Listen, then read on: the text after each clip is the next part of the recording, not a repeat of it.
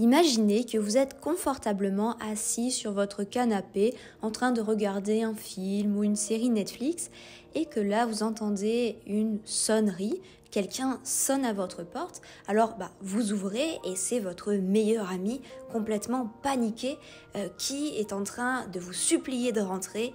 Il vous explique qu'il est suivi par quelqu'un qui essaye de le tuer, qu'il le suit depuis des heures et qu'il faut absolument qu'il échappe à son assassin. Forcément, vous allez accueillir votre meilleur ami, sauf que après qu'il soit dans votre maison, quelques minutes plus tard, votre sonnerie retentit encore, il y a quelqu'un à votre porte, vous allez ouvrir et là, devant vous, se dresse un homme que vous ne connaissez pas et qui vous demande si vous avez vu telle personne, et là dans la description qu'il vous fait, vous reconnaissez votre meilleur ami. Il n'y a pas de doute, cet homme est bien évidemment celui qui veut assassiner votre meilleur ami. Et cet homme vous demande, est-ce que vous l'avez vu? Qu'allez-vous répondre? Est-ce que vous allez dire la vérité, que votre meilleur ami est chez vous, ou est-ce que vous allez mentir? C'est un dilemme qui secoue la communauté des philosophes. En effet, pour Kant, il faut toujours dire la vérité. Pour Kant, il faut dire que votre meilleur ami est dans votre maison. Il ne dit pas ce qu'il faut faire après. Peut-être que vous avez le droit de défendre votre meilleur ami, évidemment, mais dans tous les cas, il faut toujours dire la vérité pour le philosophe Emmanuel Kant. Alors qu'un autre philosophe constant ne serait pas d'accord. Pour lui, vous devez protéger votre meilleur ami et pour ça, s'il n'y a que le mensonge, eh bien vous devez mentir. En effet, pour lui, le mensonge est parfois nécessaire dans la vie. Vous l'aurez compris, aujourd'hui, on va parler de la vérité.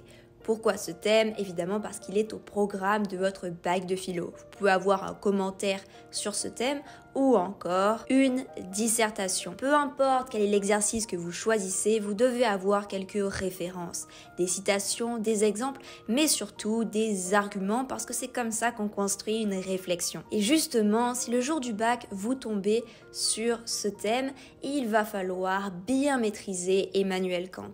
En effet, dans le fameux impératif catégorique de Kant, très utile sur le thème du devoir au passage, ce philosophe nous explique pourquoi quand on s'apprête à faire une action, il faut toujours imaginer qu'elle soit érigée en loi universelle. En d'autres termes, si je m'apprête à faire quelque chose, est-ce que j'aimerais que tout le monde le fasse? Si c'est le cas, oui. Par contre, si je dis non, j'aimerais pas que tout le monde le fasse, c'est certainement que c'est une mauvaise action, donc il ne faut pas le faire. Et pour illustrer ces dires, il prend justement l'exemple du mensonge. Pour Kant, personne ne devrait mentir, tout le monde devrait dire la vérité, car quand on s'apprête à dire un mensonge, on doit se demander est-ce que j'aimerais que le mensonge soit érigé en loi universelle? Évidemment, personne n'aimerait que tout le monde sur la planète se mette à mentir. Ça voudrait dire qu'on ne peut avoir confiance en personne. Vous imaginez le chaos que ce serait. Peut-être que si vous montez dans un avion, le pilote a menti, il n'est pas du tout pilote.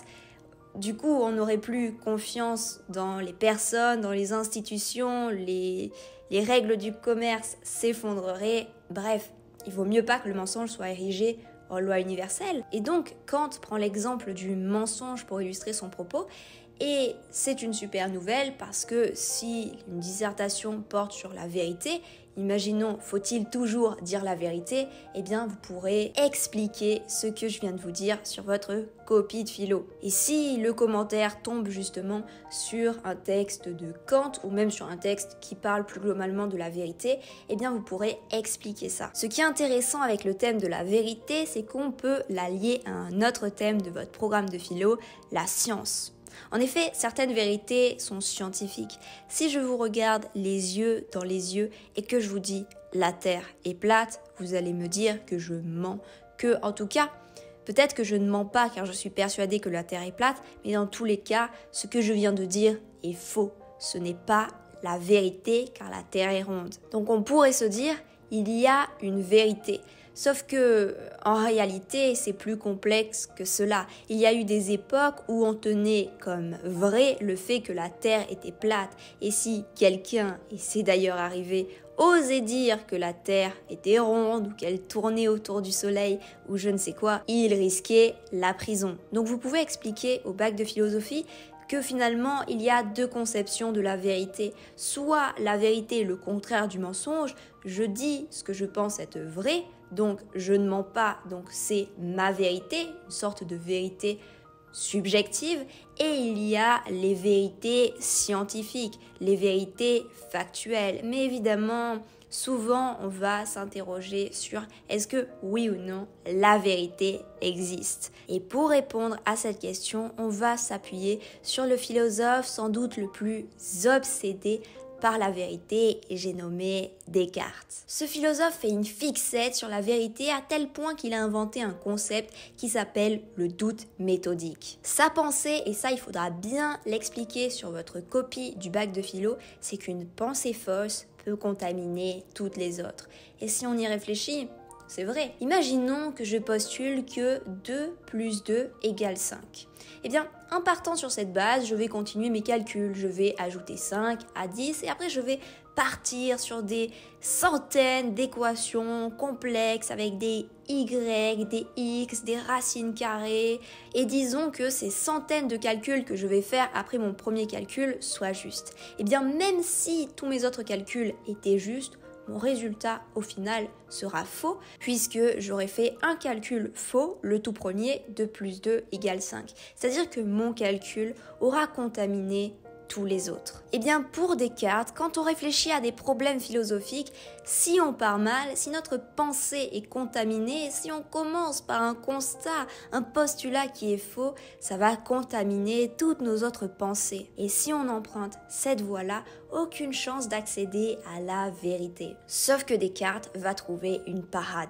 Il va remonter aux racines. Il va essayer de trouver une vérité, une toute petite vérité sur laquelle ensuite il pourra s'appuyer. Et il va faire un postulat sur lequel il appuiera toute sa réflexion, le cogito ergo sum. Je pense, donc je suis. En effet, Descartes part du postulat que s'il pense, c'est qu'il y a bien quelqu'un pour penser.